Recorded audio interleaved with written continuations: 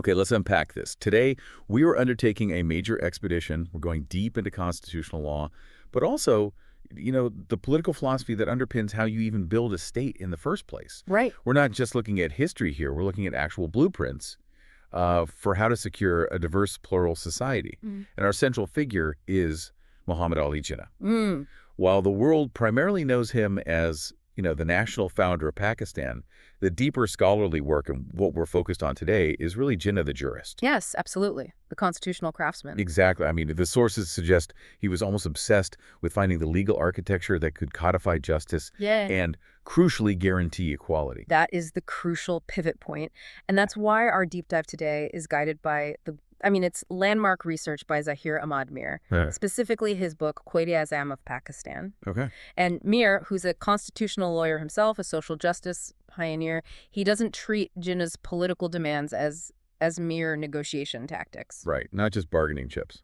Not at all. He analyzes them as a cohesive, really quite sophisticated constitutional model for managing heterogeneity in a society. And so our mission today is clear. We want the shortcut to understanding Jinnah's constitutional blueprint. We want to get into the specific institutional safeguards he insisted upon to secure fairness. The tools. The tools, yes. The tools designed to prevent what he saw as the primary threat to any diverse democracy, which was the tyranny of numbers. And Meer's core thesis really sets the stage perfectly for this. He argues that Jinnah viewed justice, equality, and the rule of law not as, optional ethical add-ons. Like nice to haves. Exactly, not at all. For Jinnah, they were the foundational, non-negotiable pillars of a state's legitimacy. So if a state can't guarantee those three things, especially to its most vulnerable groups, then what? Then its very existence, regardless of how powerful it seems at the start, is fundamentally flawed and ultimately temporary. Yeah. To really appreciate the depth of these safeguards, we have to start with the philosophy behind them, the intent. The why before the what. Precisely. And Meer emphasizes that when Jinnah championed constitutional safeguards, he was articulating a demand for the protection of equality. Okay, let's linger on that for a moment, because that phrasing feels very specific. The protection of equality versus, say, asking for a privilege. It's a critical legal and moral distinction, and it dictates the entire political framing. How so? Well, if you're asking for a privilege, you're sort of acknowledging that the existing system is functionally just, but you just need a special exemption, a little favor. Right. The rules are fine, but can you bend them for me? Exactly. But if you are demanding the protection of equality, you're making a much more fundamental claim. You're stating that the baseline system, the simple majority rule system, is itself inherently structured to produce inequality. So it's not about bending the rules. It's about rewriting the rule book, because the game is rigged from the start. That's a perfect way to put it. The difference lies in the perceived baseline state. Jinnah argued that the baseline of a simple one-person, one-vote majority democracy, especially in a deeply heterogeneous society, that baseline is not neutrality. It's the dominance of the largest group. It is. So demanding safeguards wasn't asking for a favor for one community. It was demanding structural changes to the state itself to make it authentically just for everyone. And that structural risk, that potential for unchecked majority rule, is what he called the tyranny of numbers.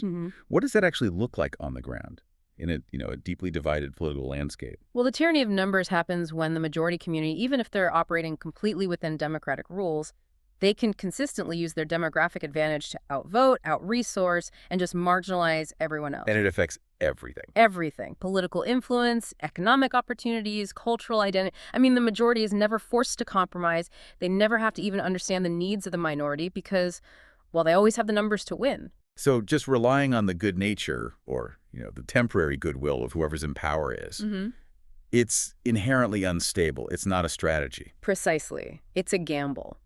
The solution, therefore, couldn't be reliant on these transient political feelings. The solution had to be the creation of institutions. Fixed legal structures? Yes. Structures that were strong enough and permanent enough to secure fairness for every community, no matter how small. And this shifts the burden, right? Completely. The state, through its own constitutional structure, becomes obligated to deliver justice. The minority shouldn't have to plead for its rights. It should be able to enforce them. And this demand for institutional protection, That's very different from just asking for a quota or a reservation, isn't it? Oh, fundamentally different. Because a quota might get you a seat at the table short term. Right. A quota is often a temporary affirmative action measure, which has its place. But Jinnah was demanding changes to the fundamental operating system of the state. The source code. The source code, the legislature, the judiciary, the distribution of power. These changes were meant to guarantee functional equality forever, not just a temporary seat at the table. This moves us seamlessly into just a really insightful analogy that Meer uses in the book. Yeah. It captures the spirit of this whole project. He interprets Jinnah's vision by saying, for Jinnah, safeguards were not walls of separation, but bridges of trust. That analogy is so powerful. I mean, it immediately refutes the whole idea that these safeguards were meant to isolate communities from each other. Because walls are defensive, they're static. And they imply fear. But bridges are about connectivity. They're about movement, exchange, interaction. Jinnah's framework envisioned a kind of unity built on a fundamental respect for diversity. You know, a mosaic, not a melting pot.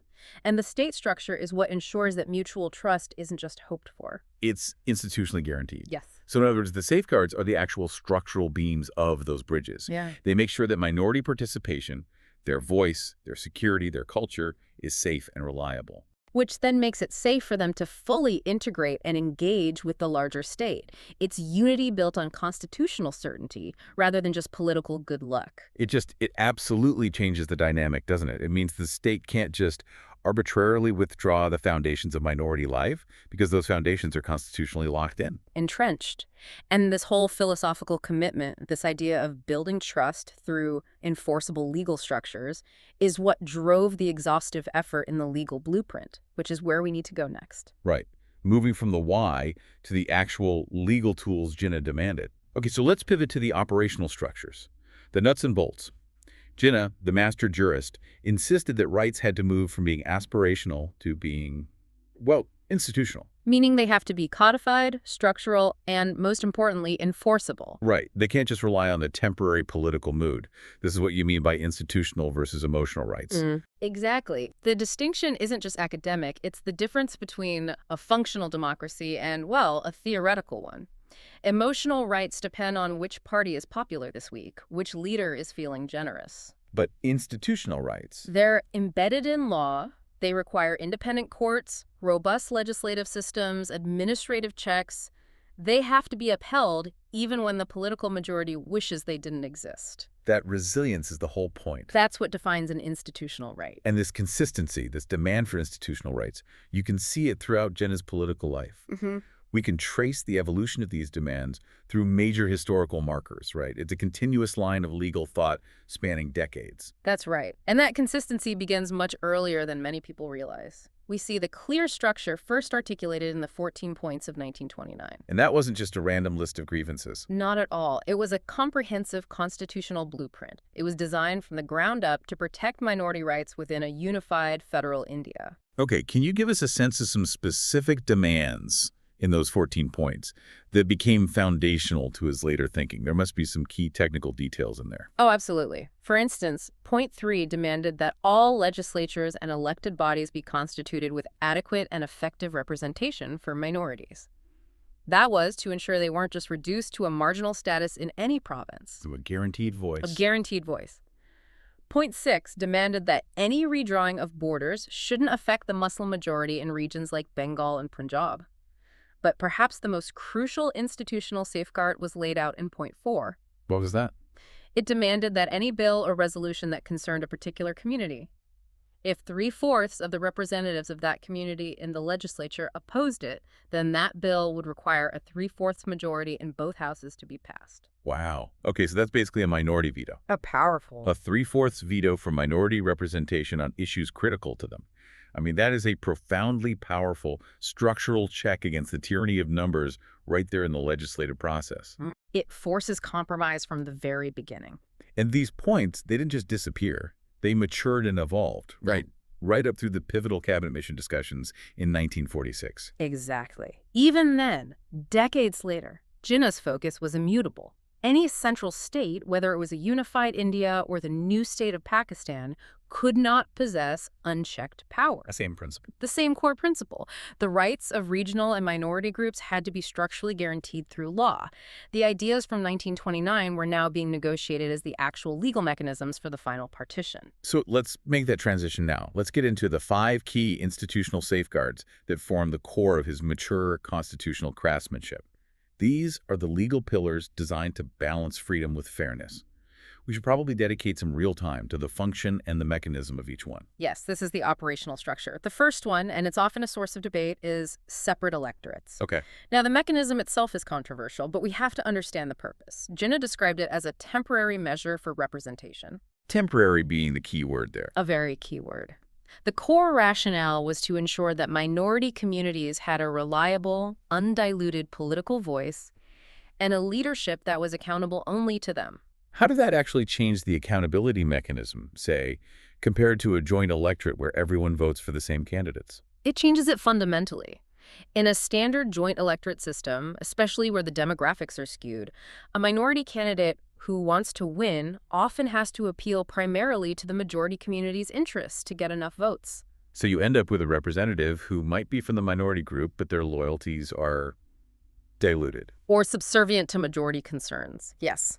Separate electorates, even temporarily, guaranteed that the representative was genuinely accountable to their specific community base.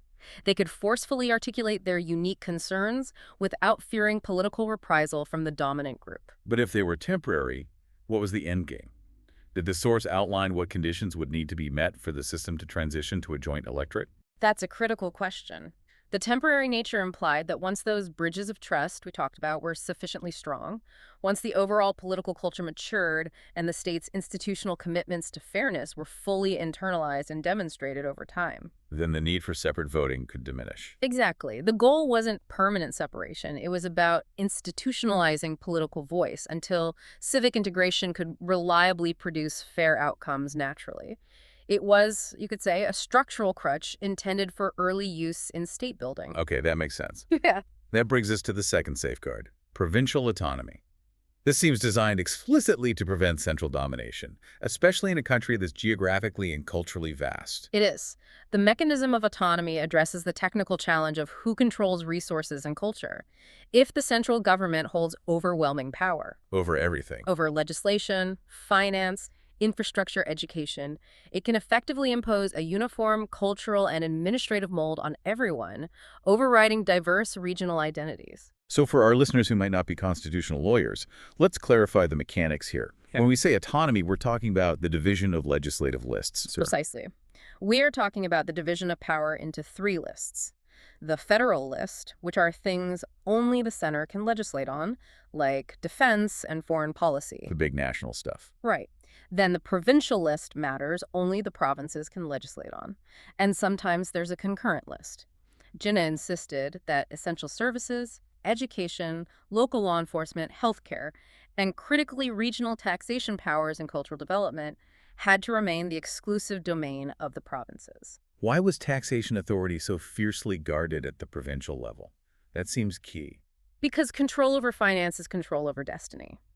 If a central government collects the vast majority of taxes and then just doles out funds based on its political discretion, the provinces become supplicants. They're basically begging for their own money back. And the center can use that to control them. Absolutely. By reserving key taxation and fiscal responsibilities to the province, autonomy ensures that regions can fund their own development and cultural preservation based on their own local needs. It removes the constant threat of central fiscal coercion.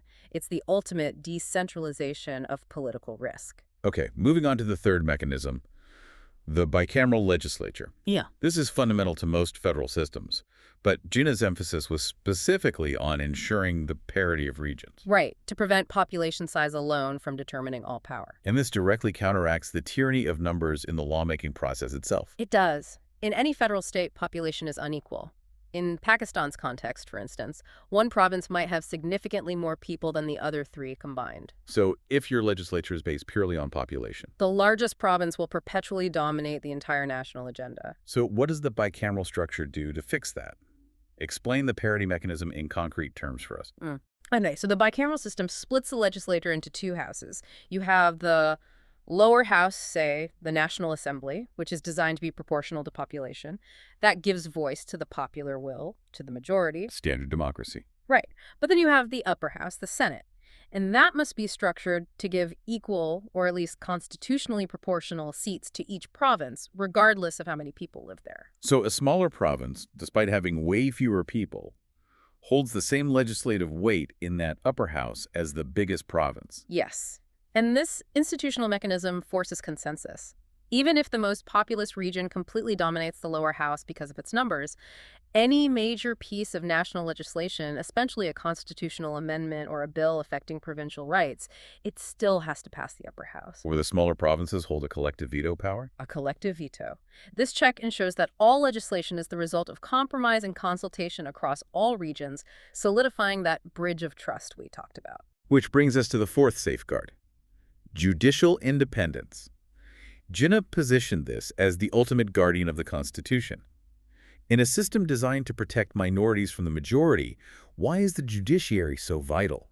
Because the judiciary is the last line of defense. It's the fail-safe when the legislative and executive branches fail, or worse, when they actively try to overstep their bounds. So if the legislature, which is dominated by the numerical majority, passes a law that violates the constitutional rights of a minority group, Say, a law infringing on religious freedom or property rights, then the judiciary steps in.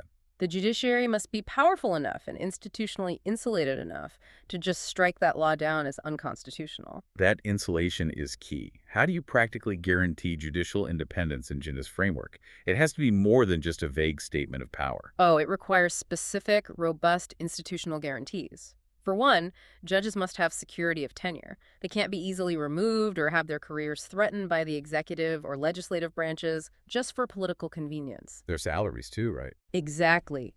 Their salaries and allowances must be charged directly to the Consolidated Fund, which insulates them from annual budgetary battles where politicians could punish them. Their authority has to derive solely from the Constitution and the law, not from political favor. And this institutional insulation is what translates the written language of rights into tangible, real-world protection for a citizen against the power of the state. It's everything. And finally, the fifth pillar: minority commissions and advisory councils. While the first four address the big structural theory, this one seems to address the practical reality on the ground. It does. These institutions are meant to serve as the eyes and ears of the constitutional promise. What do you mean by that? Well, it's one thing to pass a law guaranteeing equality. It's a whole other thing to ensure that law is being applied fairly in every single district office, police station, and school across the country. So these commissions and councils are designed to monitor the implementation of rights. They're the watchdogs. And what's their specific mandate? What do they actually do? They typically gather data, they investigate complaints of discrimination, and crucially, they provide reports and recommendations directly to the head of government and to the legislature. So they force accountability onto the bureaucracy. Yes. They ensure that policies, whether it's about land allocation, employment quotas, cultural funding, security, actually meet their intended goal of fairness and don't inadvertently discriminate or marginalize. This whole framework, then, balancing representation, decentralization, parity, enforcement, and monitoring, this is Jinnah's constitutional craftsmanship. It is. It's an attempt to create a system where freedom for the majority is always checked by the institutional guarantee of fairness for every community. Building the state not on fragile political deals, but on unbreakable law. What's particularly compelling, I think, is how swiftly these theoretical blueprints were translated into action, right after independence. Yeah, Jinnah's post-independence directives weren't just gentle suggestions, were they? Oh, not at all. They became the immediate, mandatory guiding principles for Pakistan's entire initial administrative structure. Which really shows that these safeguards were seen as functional requirements for the new state to even work. They weren't points for some future debate. Exactly. We see the practical implementation of these institutional promises right away. So take the establishment of an independent judiciary, for instance.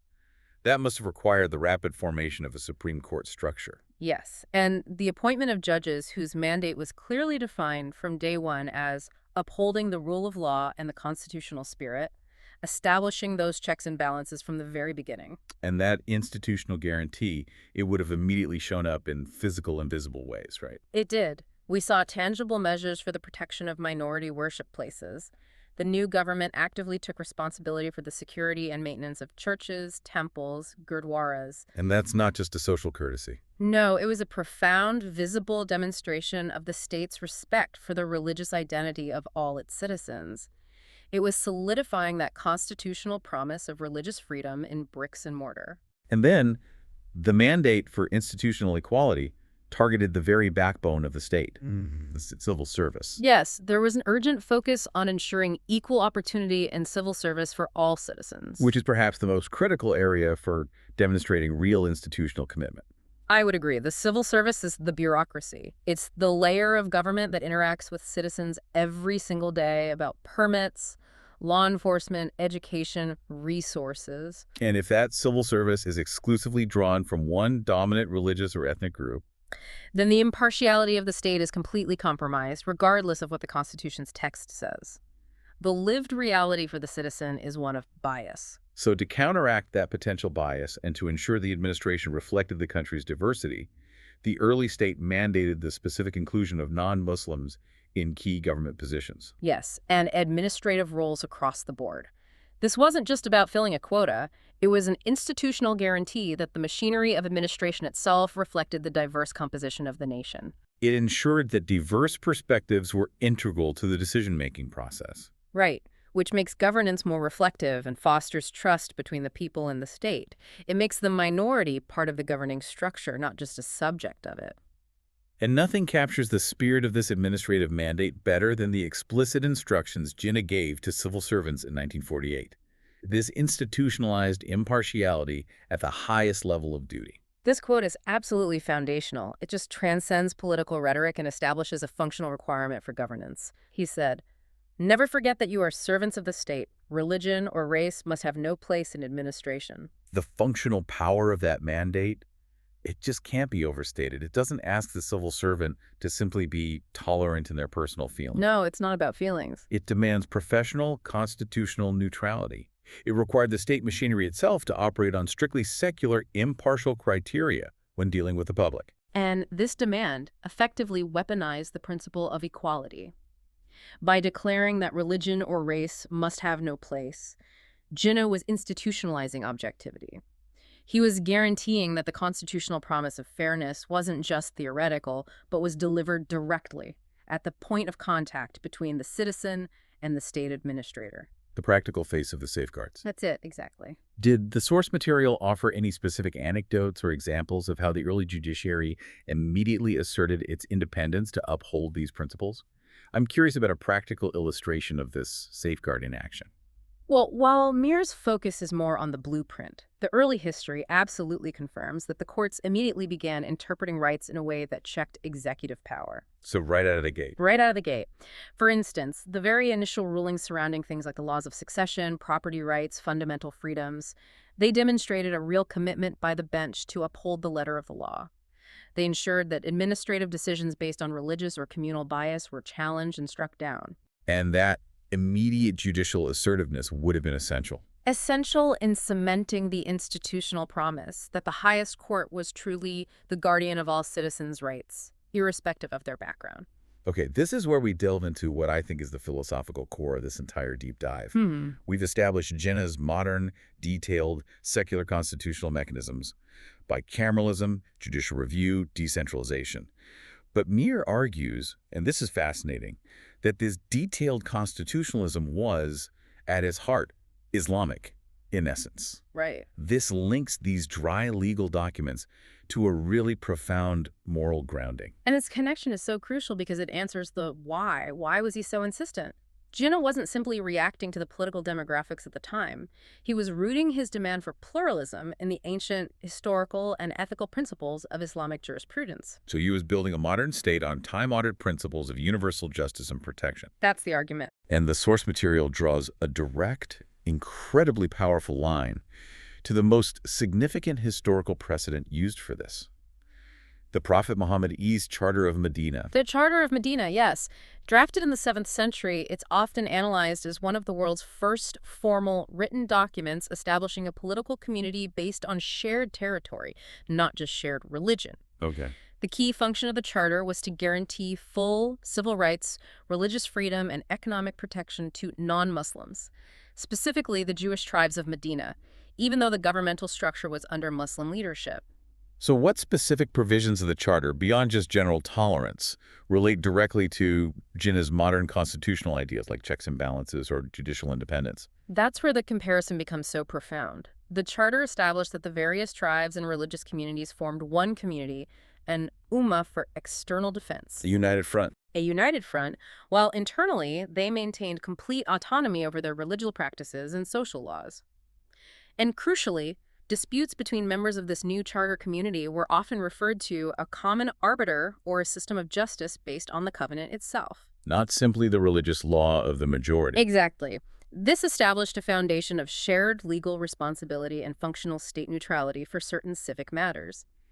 It's a clear historical antecedent to modern judicial independence and the state's obligation to administer impartial justice, regardless of the faith of the people involved. And this historical analysis, it just solidifies that relationship between faith, justice, and law within Jinnah's moral compass. It does. The core idea being that justice was seen as the essence of faith, and law was simply its instrument. And if justice is the primary obligation of a believer, if it's the highest moral command, then the state, as the organized political expression of that community, must make the impartial dispensation of justice its highest institutional duty. So the law, the bicameral structure, the autonomous provinces, the independent courts, it all becomes the formalized, codified instrument by which that moral obligation is systematically met in the temporal world. It elevates the constitutional promise far, far above transient political desire. Which brings us to the absolutely critical synthesis point for Meer, reframing the very nature of these modern constitutional safeguards. Yes, this quote just encapsulates the whole ethical grounding. Meer writes,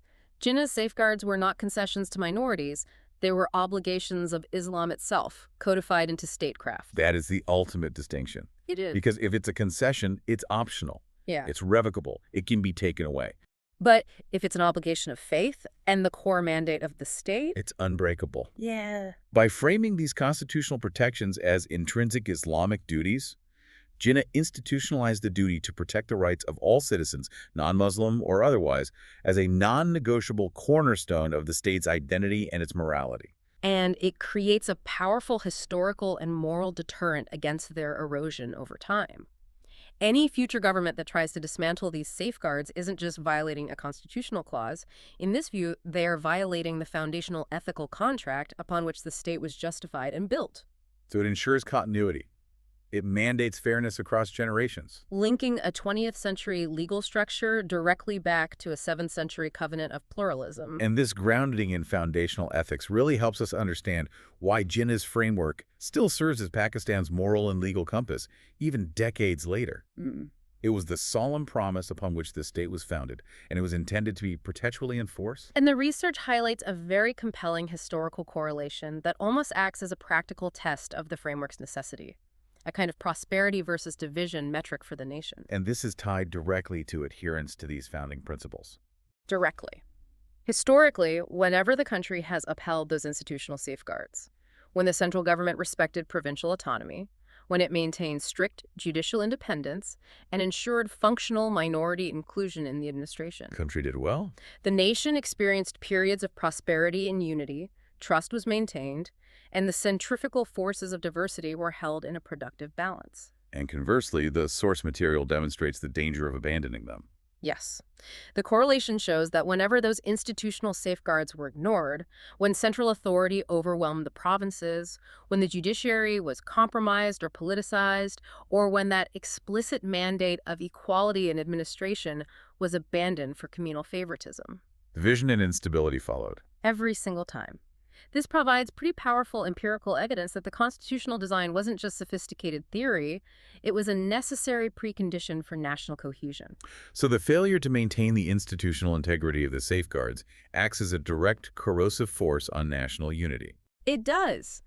The institutions are active components that require continuous maintenance to prevent the whole thing from fracturing. And this systemic understanding of constitutional fidelity, it leads to Meer's powerful concluding statement about the nature of true institutional strength. He argues, Institutions are not buildings. They are promises kept alive through justice. That is a profound distinction. It forces us to look past the physical infrastructure. It does. I mean, you can build these magnificent Supreme Court buildings, but those buildings are functionally empty if the promise of judicial independence is allowed to decay inside them. The true institution is the operational promise of justice that is delivered day in and day out. And critically, that institutional promise relies on continuous vigilance from everybody, from all stakeholders, not just the leaders. Yes. The future of the nation, according to this analysis, depends explicitly on reviving the spirit of constitutional morality that's embedded in this original framework. It requires perpetually going back to the foundational legal and ethical obligations Jinnah mandated, looking beyond, temporary political expediency. In essence, Jinnah crafted a perpetual social contract. The structures, the bicameralism, the provincial autonomy, they're the physical evidence of that contract. But the currency that keeps that contract alive is the consistent, reliable delivery of justice. And it transforms the role of the state. It's no longer just about ruling, it's about fulfilling an obligation and ethical mandate. The institutional safeguards are the measuring stick of that fulfillment. So we've concluded a truly in-depth exploration today of the constitutional architecture of Muhammad Ali Jinnah, guided by the compelling scholarship of Zaheer Ahmad Meer. We've defined Jinnah's legacy not just as a political founder, but as a brilliant jurist who mandated powerful institutions to protect equality and perpetuity. We trace the political demands from the specific, detailed structures laid out in the 14 points, all the way to the essential mechanisms of the bicameral legislature guaranteeing regional parity and the judicial independence required for enforcement. And we rooted this modern law in the ancient ethical duty found in the Charter of Madina, establishing that the commitment to pluralism was, in fact, an obligation of faith. The core takeaway, I think, remains absolutely clear. Institutional safeguards are not about political maneuvering or fear. No, they're about faith and fairness. They represent the state's unconditional obligation to deliver justice to every single citizen, large group or small. And this leaves us with a final provocative thought for you to consider. If institutions are truly defined as promises kept alive through justice, then who holds the key to ensuring those promises are never broken? What institutional promise in your society, whether it's the independence of a regulatory body, the impartiality of law enforcement, or the fairness of your electoral system, relies entirely on continuous, active civic vigilance to remain alive and functional? Think about your personal duty in maintaining the structural integrity of fairness as you go about your day.